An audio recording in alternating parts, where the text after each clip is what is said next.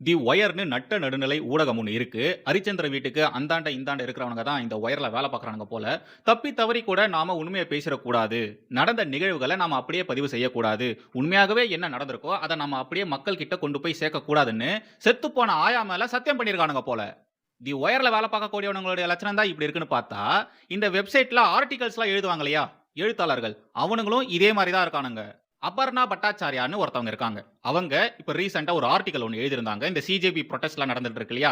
அந்த புரொடெஸ்ட் குறித்து ஒரு ஆர்டிகிள் ஒண்ணு எழுதியிருந்தாங்க. அத படிக்கும்போது உண்மையாலேயே என்னால முடியல. எப்படி இந்த ஜன்மங்கள்லாம் இப்படிலாம் எழுதுதுங்க?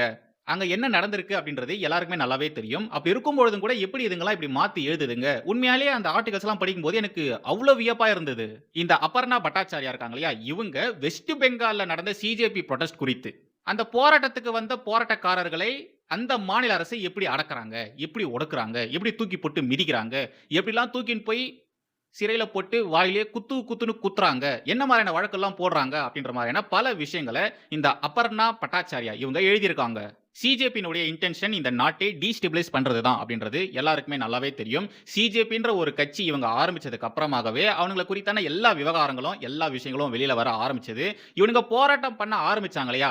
அப்பவே இந்த போராட்டத்த கலவரமா மாத்துறதுக்கு என்னெல்லாம் பண்ணணும்? என்ன மாரியான காரியங்கள் நம்ம செய்யணும்?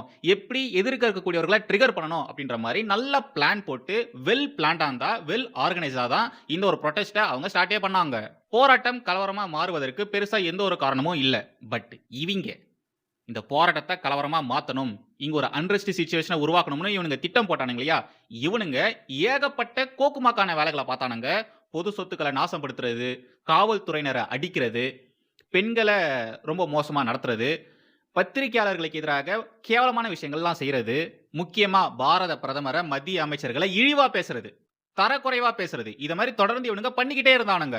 நீட் பேப்பர் லீக்குக்கு எதிராக நாங்க போராட்டம் பண்றோம்னு சொல்லி இவனுங்க எல்லாருமே கூடுனானுங்க. பட் இவனுங்க என்ன மாரியான கோஷங்கள் அங்க போட்டானுங்க?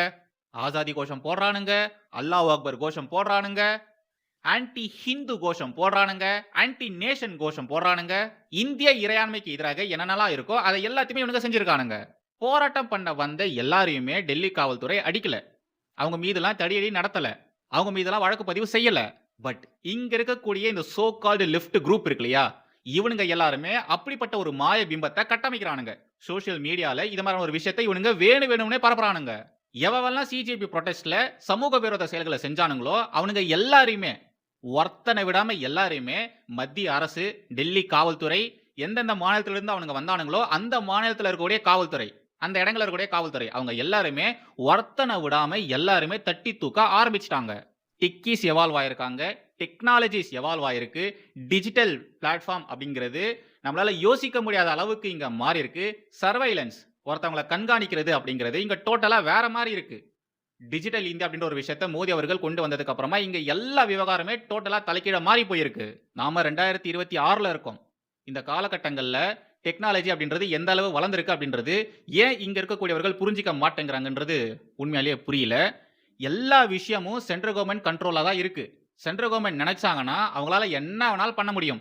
இத ஏன் இவங்க யோசிக்க மாட்டேன்றாங்க அப்படின்றது உண்மையாலேயே புரியல.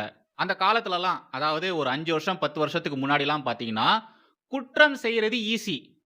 குற்றவாளிகள கண்டுபிடிக்கிறது கஷ்டம்.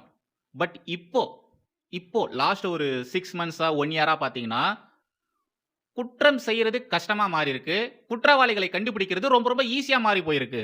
குற்றவாளிகளை பிடிப்பது அப்படிங்கிறது இப்போ சப்ப மேட்டர் சால்ட் வாட்டரா மாறி போயிருக்கு. ஈஸியா புடிச்சிடுறாங்க. நீ தப்பு பண்ணிட்டு ஓடி ஒளியவே முடியாது. நீ இந்த நாட்டுல, இந்த உலகத்துல எந்த மூலைக்கு போனாலும் இந்திய அரசாங்கம் தட்டி தூக்கிரும். இந்த டெல்லியில நடந்த சிஜேபி புரொடெஸ்ட் இருக்கு இல்லையா? அந்த புரொடெஸ்ட்லயே டெல்லி காவல்துறை 2, 3 டீம்ஸ இறக்கியிருந்தாங்க. ட்ரோன் மூலியமா சர்வைலன்ஸ் பண்றவங்க, போட்டோகிராஃபர்ஸ் அது மட்டும் இல்லாம ஏஐ மூலியமாக ஜஸ்ட் ஃபேஸ மட்டுமே வச்சுக்கிட்டு, ஃபேஸ் ரெகக்னிஷன் மட்டும் வச்சுக்கிட்டு, யாரு, எங்கிருந்து வந்திருக்கா, அவங்களுடைய பேக்கிரவுண்ட் என்ன, எல்லாத்தையுமே எடுத்துடுறாங்க. இன்னும் ஒரு சில காவல்துறையினர், அவங்க மெட்டா ஏஐ கிளாஸ் இருக்கு இல்லையா? கூலர்ஸ் மாரி இருக்குமே, அந்த கிளாஸ போட்டுக்கிட்டு, அந்த இடம் முழுக்க சுத்தி வந்திருக்காங்க. உலா வந்திருக்காங்க. எவன் எவன் எங்கிருந்து வந்திருக்கான், அவன்லாம் என்ன பண்ணிட்டு இருக்கான், அவனுடைய பேக்கிரவுண்ட் என்ன? இதுக்கு முன்னாடி ஏதாச்சும் குற்றங்கள் செஞ்சிருக்கானா? அப்படின்ற மாரி எல்லா விஷயத்தையுமே ஈஸியா கண்டுபிடிச்சிருக்காங்க. அது மட்டும் இல்லாம 200க்கும் மேற்பட்ட வாண்டட் கிரிமினல்ஸ் இருக்கானுங்க இல்லையா? அவனுங்க எல்லாருமே இந்த சிஜேபி புரொடெஸ்ட்க்கு வந்திருக்கானுங்க. சிஜேபி புரொடெஸ்ட் நடந்துட்டு இருக்கு. நாமளும் போய் அவங்களுக்கு சப்போர்ட் பண்ணலாம். சப்போர்ட் பண்ணிட்டு கோஷம்லாம் போட்டுட்டு பிஜேபிக்கு எதிராக, மோடிக்கு எதிராக கன்னாபின்னான்னு பேசிட்டு நம்ம வீட்டுக்கு போயிரலாம். நம்மள யாரு கண்டுபிடிக்க போறா? நம்மளலாம் யாருக்கு இங்க தெரிய போகுது? அப்படின்ற மாரி நெனச்சுக்கிட்டு நெறைய பேர் வந்திருக்காங்க. ஓகேங்களா? வந்தது மட்டும் இல்லாம சமூக விரோத செயல்களிலும் ஈடுபட்டிருக்காங்க. யார் யாரெல்லாம் சமூக விரோத செயல்கள்ல ஈடுபட்டாங்களோ, எல்லார் வீட்டுக்குமே நோட்டீஸ் போயிருக்கு. காவல்துறையிலிருந்து நோட்டீஸ் போயிருக்கு. இந்த சிஜேபி புரொடெஸ்ட்க்கு பல இடங்களிலிருந்து பல இளைஞர்கள் வந்திருக்காங்க. எங்கிருந்து அவங்க வந்திருக்காங்க அப்படின்றதெல்லாம் ஈஸியா கண்டுபிடிச்சிடலாம். கண்டுபிடிச்சிருக்காங்க. டெல்லி காவல்துறை நேரடியாக அவங்க வீட்டுக்கு போய் நோட்டீஸ குடுக்காம, அவங்க வீட்டு பக்கத்துல இருக்கக்கூடிய காவல்துறை இருக்கும் இல்லையா? காவல்துறையினர் இருப்பாங்க இல்லையா? அவங்க மூலியமா நோட்டீஸ் குடுத்திருக்காங்க. விசாரிக்கப்பட்ட இளைஞர்கள் அவங்க எல்லாருமே ரொம்ப சின்ன பசங்க தான். 25 வயசுக்குள்ள இருக்கிறவங்க தான். எல்லாருமே விசாரணை பண்ணியிருக்காங்க. போலீஸ் ஸ்டேஷனுக்கு வான்னு சொல்லியிருக்காங்க. போலீஸ் ஸ்டேஷன் வந்ததுக்கு அப்புறமா பெருசா எந்த ஒரு விசாரணையும் பண்ணாம உட்கார வச்சிருக்காங்க. போக சொல்லியிருக்காங்க. மறுபடியும் மறுநாள் வர சொல்லியிருக்காங்க. ஒரு 4 கான்ஸ்டபிள்ஸ அந்த பசங்க வீட்டுக்கு அனுப்பிட்டு, அந்த பசங்கள கூட்டிட்டு வர சொல்லியிருக்காங்க. வேலைக்கெல்லாம் முடியல. காலேஜுக்குலாம் முடியல. எந்த ஒரு பெர்சனல் வேலையும் பார்க்க முடியல. மென்டல் பிரஷர் மென்டல் பிரஷர் குடுத்திருக்காங்க. சினிமால நீங்க பார்த்திருப்பீங்க. காவல்துறையினர் எப்படி குற்றவாளிகளை ட்ரீட் பண்ணுவாங்கன்னிட்டு, அதே மாரியான விஷயத்த தான் இப்போ இங்கேயும் பண்ணியிருக்காங்க. பாவம் இந்த பசங்களுக்கு அந்த மென்டல் ஹெல்த்ன்னு ஒண்ணு இருக்கும் இல்லையா? அதுவும் இந்த வயசுல இருக்கக்கூடிய பசங்களுக்கு மென்டல் ஹெல்த் ரொம்ப ரொம்ப ஸ்ட்ராங்கா இருக்கும். அந்த ஒரு மென்டல் ஹெல்த் இப்போ வீக் ஆயிருக்கு. ஆங்ஸைட்டி அது அதிகமாயிருக்கு. படிக்கிற பசங்களால சரியா படிக்க முடியல. வேலைக்கு போறவங்களால ஒழுங்கா வேலைக்கு போக முடியல. சில பேருடைய வேலையே கேள்விக்குறியா நின்னுட்டு இருக்கு. ஃபேமிலிக்குள்ள அவங்களுக்கு மதிப்பு மரியாதை இல்ல. வீட்ட விட்டு விரட்டடிக்கிறாங்க. அப்பா, அம்மா அடிக்கிறாங்க. ஏகப்பட்ட டெத் த்ரெட்ஸ்லாம் வந்துட்டு இருக்கு. அதுக்கான காரணம் இதுங்க வாய வச்சுக்கிட்டு சும்மா இல்லாம வைரல் ஆகணும், நாம ஃபேமஸ் ஆகணும் அப்படின்றதுக்காக தேவையில்லாத விஷயங்கள் செஞ்சிருக்காங்க. தேச விரோத செயல்கள், சமூக விரோத செயல்கள் செஞ்சிருக்காங்க. ஸோ, அதுக்கான விளைவுகள கண்டிப்பா அனுபவிச்சு தான ஆகணும். அத தான் இந்த பசங்க அனுபவிச்சுட்டு இருக்காங்க. சோசியல் மீடியால வரக்கூடிய ஃபேமுக்காக இந்த பசங்க என்ன பண்ணியிருக்காங்க, அவங்களுடைய லைஃப்பயே தொலைச்சிட்டு இருக்காங்க. சிஜேபி குறித்து எந்த ஒரு புரிதலும் இனி இவங்களுக்கு கிடையாது. சிஜேபிக்கு பின்னாடி இருக்கக்கூடிய அஜந்தா உண்மையாலே நெறைய பசங்களுக்கு தெரியாது.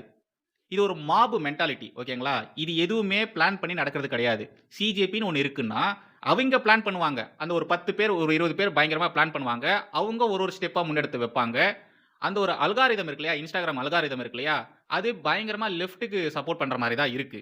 இவங்க பண்ணக்கூடிய விஷயங்கள், இத வந்து லெஃப்ட்ல இருக்கக்கூடியவர்கள் ஸ்ப்ரெட் பண்றாங்க. பெருசுபடுத்துறாங்க. அத பார்க்கக்கூடிய நார்மல் ஆடியன்ஸ் பார்த்தீங்கன்னா, ஓ! இது உண்மையாலே நடந்துட்டு இருக்கு போல. நாம இவங்களுக்கெல்லாம் சப்போர்ட் பண்ணணும். எஜுகேஷன் கண்டிப்பா சப்போர்ட் பண்ணியே ஆகணும்னு சொல்லிட்டு, வாலண்டியரா நெறைய பேர் வந்திருக்காங்க. உண்மையாலே ஒரு நல்ல இன்டென்ஷனோட தான் ஏகப்பட்ட பேர் வந்திருக்காங்க. அவங்களுக்கு இதுக்குள்ள நடக்கக்கூடிய அரசியல் புரிதல் எதுவுமே இல்ல. அப்படி இருக்கக்கூடியவர்கள் தான் அனுபவிக்கிறாங்க. ரொம்ப மோசமான சிச்சுவேஷன்ல அந்த பசங்க எல்லாருமே மாட்டின்ட்டு இருக்காங்க. ஒயர் விவகாரத்துக்கு வரலாம். வெஸ்ட் பெங்கால்ல ஒரு 6, 7 இடதுசாரிகள் அவங்க எல்லாருமே ஒண்ணா சேர்ந்து சிஜேபி புரொடெஸ்ட்ட நாங்க இங்க பண்ண போறோம்னு சொல்லிட்டு அவங்க ஆர்கனைஸ் பண்ணியிருந்தாங்க. டெல்லியில நடந்த சிஜேபி போராட்டம் எப்படி போராட்டக் களம் கலவரக் களமா மாறிச்சோ, அதே மாரி வெஸ்ட் பெங்காலிலும் போராட்டக் களம் கலவரக் களமா மாறிடுச்சு. டெல்லியில எப்படி ஆன்டி ஹிந்து, ஆன்டி நேஷன் பாஜகவுக்கு எதிராக பேசுறேன், மோடிக்கு எதிராக பேசுறேன்னு சொல்லி அசிங்கமா பேசுனாங்களோ, அதே மாரியான விஷயங்கள் தான் வெஸ்ட் பெங்கால்லயும் நடந்திருக்கு. பொது சொத்துக்கள நாசம் பண்ணியிருக்காங்க, பப்ளிக்ஸ் அடிச்சிருக்காங்க, காவல்துறையினர் அடிச்சிருக்காங்க, பெண் காவலர்கள் அடிச்சிருக்காங்க. டெல்லியில நடந்த மாரியே தான் வெஸ்ட் பெங்கால்ல நடந்திருக்கு. வெஸ்ட் பெங்கால்ல நடந்த மாரியே தான் பல இடங்கள்ல இந்த சிஜேபி ஆதரவாளர்கள் பண்ண போராட்டங்கள்ல நடந்திருக்கு. டெல்லியில நடந்த மாரியே மற்ற இடங்களிலுமே நடந்திருக்கு. வெஸ்ட் பெங்கால்ல பாஜக சார்பாக ஒரு பேனர் ஒண்ணு வச்சிருந்தாங்க. ஓகேங்களா? அந்த பேனர்ல வெஸ்ட் பெங்காலுடைய முதலமைச்சர் சுவேந்து அதிகாரி அவரு, அப்புறமா நம்முடைய மத்திய உள்துறை அமைச்சர் திரு அமித் ஷா அவங்களுடைய புகைப்படம் இருக்கக்கூடிய ஒரு பேனர வச்சிருக்காங்க. அத பார்த்த 2 ஸ்கூல் படிக்கக்கூடிய பொண்ணுங்க, சின்ன பசங்க, இஸ்லாமிய பெண்கள், பர்தா போட்டிருக்கக்கூடிய இஸ்லாமிய பெண்கள், அவங்க என்ன பண்ணியிருக்காங்க அப்படின்றத பார்த்துட்டு வாங்க.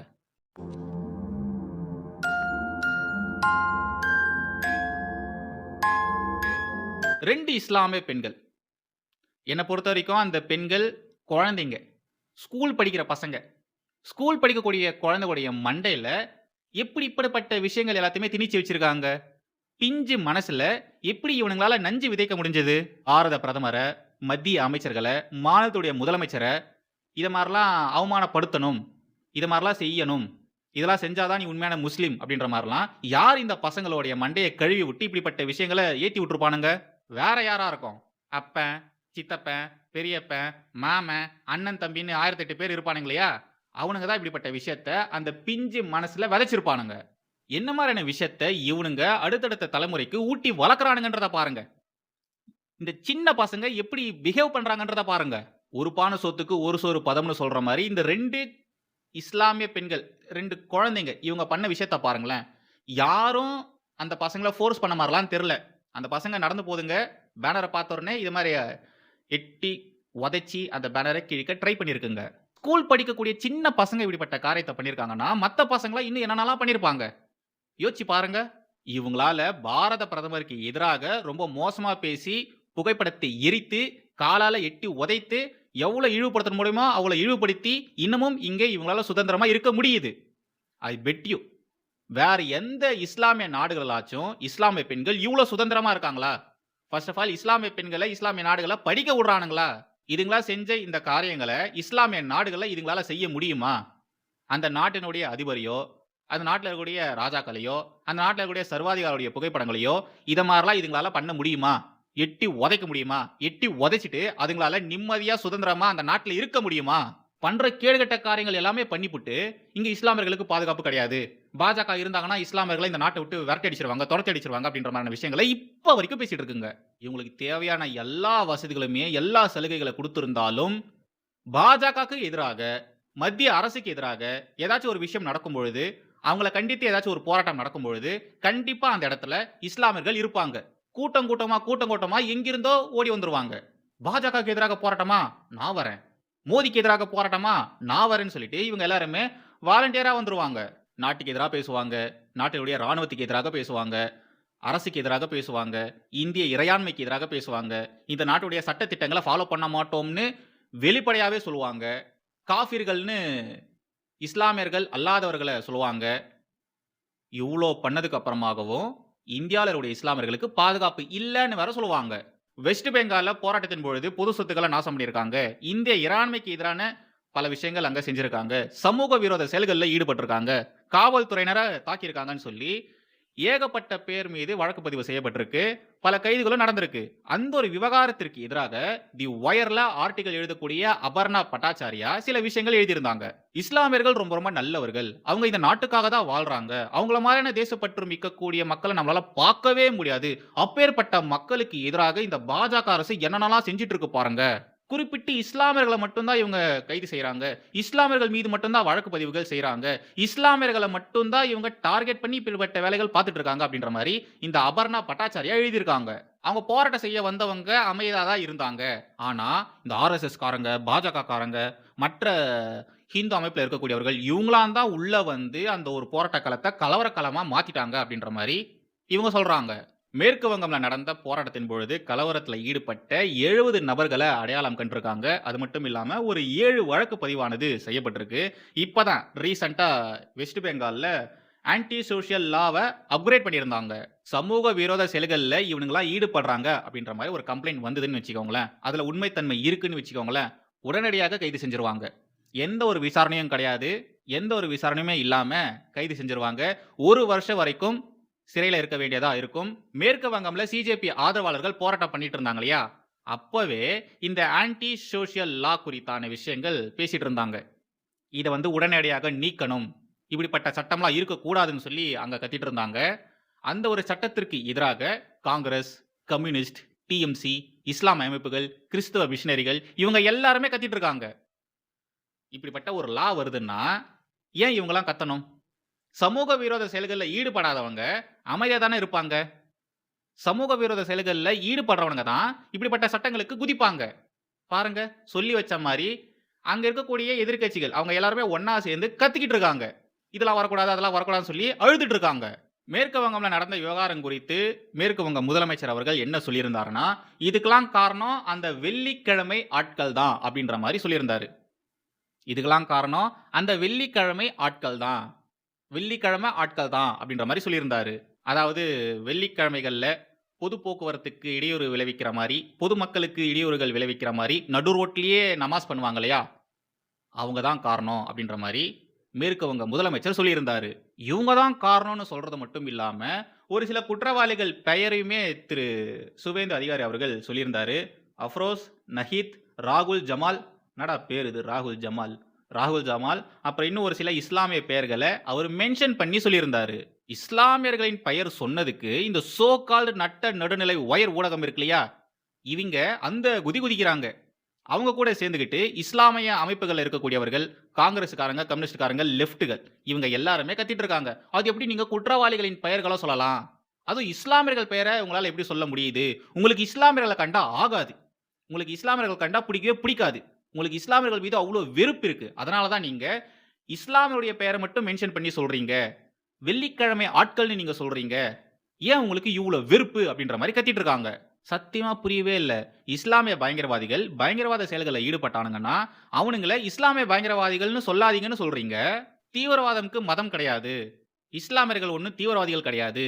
ஏன் நீங்க இஸ்லாமியர்கள தீவிரவாதிகள் மாரி ப்ரொஜெக்ட் பண்றீங்க? அப்படின்ற மாரிலாம் வேற கத்துவாங்க. பாவம் இவங்களும் ரொம்ப வருஷமா கத்திக்கிட்டு தான் இருக்காங்க.